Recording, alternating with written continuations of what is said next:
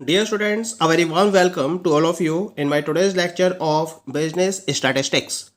In today's lecture, we will discuss upon the topic difference between diagrams and graphs. जैसा कि previous lecture में मैंने आपसे diagrams और ग्राफ्स के कॉन्सेप्ट को डिस्कस किया था और उसके साथ साथ इसकी सिग्निफिकेंस को भी डिस्कस किया था कि ग्राफ्स और डायग्राम्स की स्टैटिस्टिक्स या फिर रिसर्च वर्क में क्या इंपॉर्टेंस है। आज के लेक्चर में हम डिस्कस करेंगे कि डायग्राम्स और ग्राफ्स में क्या क्या मेन डिफरेंसेस हैं। हालांकि अगर बात करी जाए तो डायग्राम्स और ग्राफ्स के बीच में कोई भी clear cut line of demarcation को सेट नहीं किया जा सकता, लेकिन फिर भी कुछ पॉइंट्स ऑफ डिफरेंसेस हैं जिनको हम डिस्कस कर सकते हैं ग्राफ्स और डायग्राम्स के रिलेशन में। The very first difference is for constructing a graph we generally make use of graph paper, whereas a diagram is generally constructed on plain paper. In other words, a graph represents mathematical relationship between two variables, whereas a diagram does not. यानी कि जब हम graph की बात करते हैं तो graph को कंस्ट्रक्ट करने के लिए हमें ग्राफ पेपर का यूज करना पड़ता है, जबकि डायग्राम को हम प्लेन पेपर पर कंस्ट्रक्ट करते हैं। या फिर हम ये भी कह सकते हैं कि जो ग्राफ है वो दो वेरिएबल्स के मैथमेटिकल रिलेशनशिप को प्रॉपर्ली डिफाइन करता है, जबकि एक डायग्राम के हेल्प से हम इस रिलेशनशिप को डिफाइन नहीं कर सकते। This is the very first difference. ठीक है, now come to the second one. The second difference is diagrams are more attractive to the eye and as such are better suited for publicity and propaganda. They do not add anything to the meaning of data, and therefore from the point of view of a statistician they are not helpful in analysis. Graphs on the other hand are very much used by the statisticians in analysis. In fact, these days it is difficult to find any research work without graphic support. तो बहुत clear cut differentiation show किया गया है यहाँ diagrams और graphs के बीच में। That is on the basis of the attractiveness. जो डायग्राम्स है वो बहुत ज़्यादा अट्रैक्टिव होते हैं और इसी वजह से आइज के पॉइंट ऑफ व्यू से ज़्यादा भाते हैं। यानी कि अगर मैं व्यूअर की बात करूं तो व्यूअर क्या चाहते हैं, वो डायग्राम्स को बहुत ज़्यादा इंटरेस्ट के साथ में व्यू करते हैं, जबकि ग्राफ्स को वो इतना इंटरेस्ट के साथ में व्यू नहीं करते हैं। इसी वजह से आपने देखा होगा कि कोई भी कंपनी हो अपनी पब्लिसिटी के लिए और प्रोपेगेंडा के लिए ज़्यादातर डायग्राम्स का यूज़ करती है। लेकिन जब डायग्राम्स की बात की जाती है तो डेटा के एनालिसिस के पॉइंट ऑफ व्यू से ये कुछ भी स्टेट नहीं कर सकते हैं। यानी कि अगर मैं स्टैटिस्टिशियंस की बात करूं तो उनके पॉइंट ऑफ व्यू से अगर आप डेटा को प्रॉपर्ली एनालाइज करना चाहो तो डायग्राम के बेसिस पर ये हेल्पफुल नहीं है। डायग्राम के बेसिस पर प्रॉपर डेटा की एनालिसिस नहीं की जा सकती है। जबकि अगर मैं बात करूं किसकी, ग्राफ्स की, तो ग्राफ्स क्या है, they are very much used by the statisticians in analysis. Analysis में स्टैटिस्टिशियंस के द्वारा इनका सबसे ज़्यादा यूज किया जाता है। बिना ग्राफ्स के प्रॉपर एनालिसिस डेटा की नहीं की जा सकती है स्टैटिस्टिशियंस के द्वारा। इसी वजह से जितने भी रिसर्च वर्क फॉलो किए जाते हैं वहाँ ग्राफिक सपोर्ट को फुल्ली फोकस किया जाता है। बिना ग्राफिक सपोर्ट के कोई भी रिसर्च वर्क कैरी आउट नहीं किया जा सकता, डेटा को प्रॉपर्ली एनालाइज नहीं किया जा सकता। And the last difference is for representing frequency distribution and the series graphs are more appropriate than diagram. यानी कि अगर आपको फ्रीक्वेंसी डिस्ट्रीब्यूशन को प्रॉपर्ली रिप्रेजेंट करना है तो उन फ्रीक्वेंसी डिस्ट्रीब्यूशन को प्रॉपर्ली रिप्रेजेंट करने के लिए और सीरीज को रिप्रेजेंट करने के लिए डायग्राम्स के कंपैरिजन में ग्राफ्स ज़्यादा एप्रोप्रिएट है। ग्राफ के बेसिस पर इनको प्रॉपर्ली डिफाइन और डिस्क्राइब किया जा सकता है, जबकि डायग्राम्स के बेसिस पर ऐसा नहीं किया जा सकता। So these all are the main differences between diagrams and graphs. Now we will discuss regarding general rules for constructing diagrams. यानी कि अगर डायग्राम्स को हमें कंस्ट्रक्ट करना है प्रॉपर वे में तो हमें किन किन पर्टिकुलर जनरल रूल्स को फोकस करना होता है। तो यहाँ मैंने कुछ जनरल रूल्स इसके रिगार्डिंग डिफाइन किए हैं। The very first general rule is title. Every diagram must be given a suitable title. The title should convey in as few words as possible the main idea that the diagram intend to portray, but not at the cost of clarity or omission of essential details. And the title may be given either at the top of the diagram or below it. तो जब हम title की बात करते हैं तो हर diagram को एक प्रॉपर और सुटेबल टाइटल प्रोवाइड किया जाना कंपलसरी होता है। अच्छा, टाइटल जो आपको प्रोवाइड करना है उसको आपको कम से कम वर्ड्स में डिफाइन करना जरूरी है, और उसको इस तरीके से डिफाइन करना है जिससे कि जो डायग्राम के रिगार्डिंग मेन आइडिया है उसको आप टाइटल के बेसिस पर प्रॉपरली डिफाइन कर सको। लेकिन फ्यू वर्ड्स का मतलब ये नहीं है कि क्लैरिटी को आप इग्नोर कर दो या फिर जो एसेंशियल डिटेल्स हैं उनको आप ओमिट कर दो। तो बिना क्लैरिटी और एसेंशियल डिटेल के ओमिशन के आपको क्या करना है, आपको टाइटल को प्रॉपरली डिफाइन करना जरूरी है।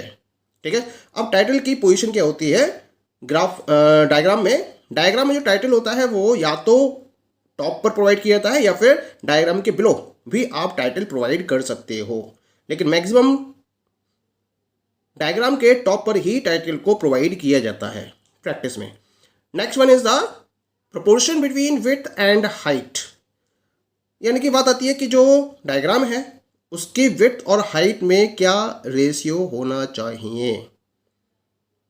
अब एक बात और आती है इसके अंदर कि अगर डायग्राम के रिगार्डिंग हाइट और विड्थ बहुत ज़्यादा शॉर्ट हो जाए या फिर बहुत ज़्यादा लॉन्ग हो जाए तो डायग्राम क्या होगा, इट विल गिव एन अगली look.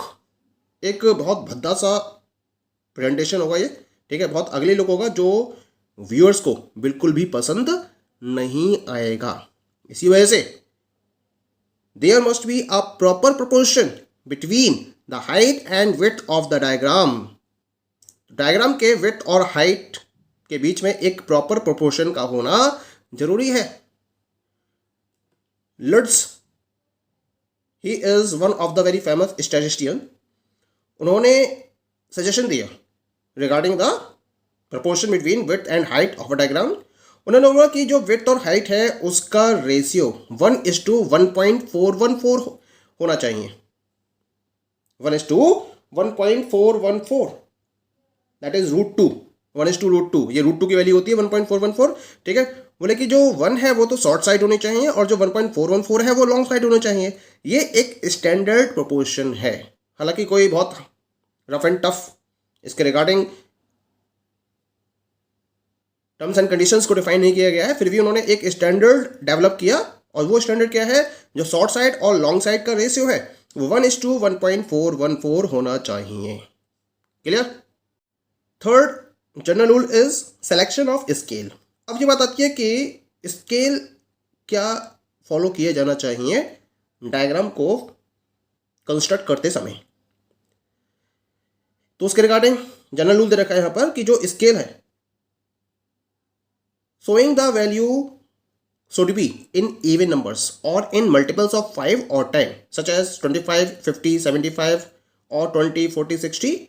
Odd values like 1, 3, 5, 7 should be avoided. और इसके साथ साथ ordinarily the amount scale should not exceed 5.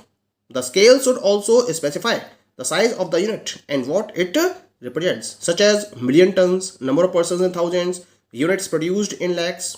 यानी कि इस पर्टिकुलर रूलिंग में जो स्केल है, जो वो वैल्यू शो कर रहा है वो इवन नंबर्स में होनी चाहिए या मल्टीपल्स ऑफ 5 में होनी चाहिए या 10 के मल्टीपल्स में होनी चाहिए, क्योंकि हमारा जो माइंड है वो इस तरह से एक्स्टम्ड होता है कि वो इन फिगर्स को आसानी से समझ जाता है और इसके अकॉर्डिंग प्रॉपरली एक्ट भी करता है।